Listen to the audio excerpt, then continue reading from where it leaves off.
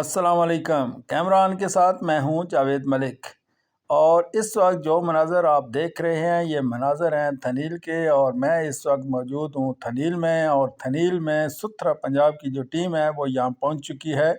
और आज इस गांव के अंदर 10 ड्रम जो हैं वो लगाए जाएंगे, और ये जो 10 ड्रम है ये लगाने से यहाँ का जो माहौल है वो साफ़ होगा।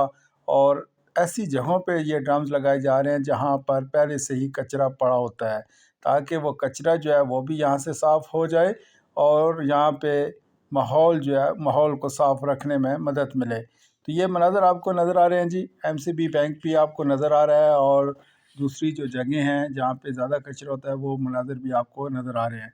तो ये सुथरा पंजाब की टीम है, और सुथरा पंजाब की टीम की जो मुहिम है वो ज़ोरों पर है।